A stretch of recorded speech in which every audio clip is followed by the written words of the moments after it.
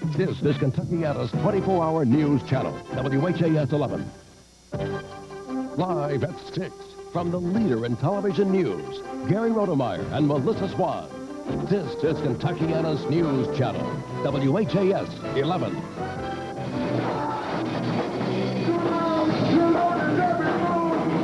The gyrations of punk rockers, just a sliver of life in the music world. But would this music spur young people to violence? It is the music that two teenage murder suspects heard the night a 12-year-old New Albany girl was killed. Good evening. Music lurks in the shadowy background of this murder case. The two murder suspects reportedly went to a punk rock performance just hours before Shanda Scherer was murdered. And Chuck Olmstead is live tonight to tell us the music group is denying that its musical message had any violent influence on those events. Chuck? That's absolutely correct, Gary. You know, they came here a couple of Fridays ago to the Audubon Skateboard Club here on Preston Highway to play before screaming teenagers, little realizing that some in the crowd may have had murder on their minds. And tonight, members of the rock group Sunspring say that, well, they're very incensed at the very suggestion that their music causes mayhem.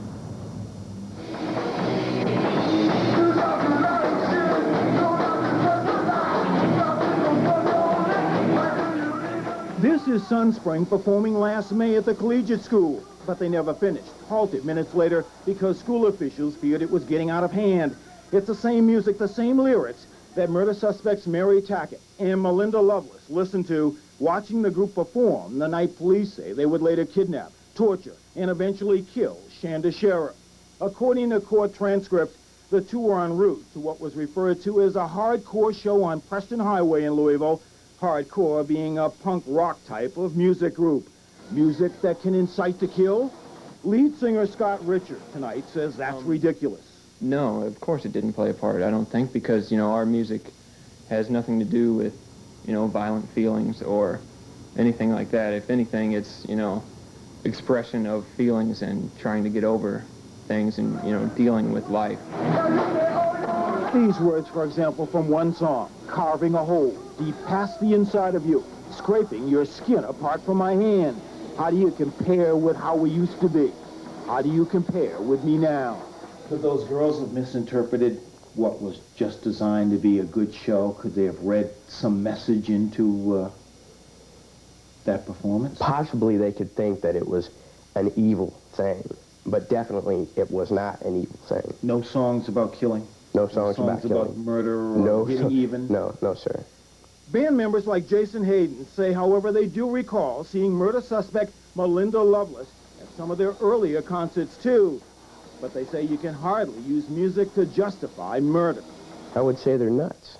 The band, of course, you come to see our band, and it might be emotional, but I definitely don't think that it would be a violent emotion or a feeling of any sort.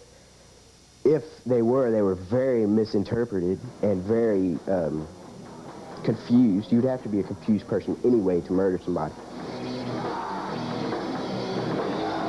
Sunspring next takes the stage on Friday, and they're so concerned about this that on their leaflets announcing where they'll be appearing on a Frankfort Avenue sandwich shop on that night, they've even taken the liberty of printing a denial, a disclaimer about any connection between their music and violence.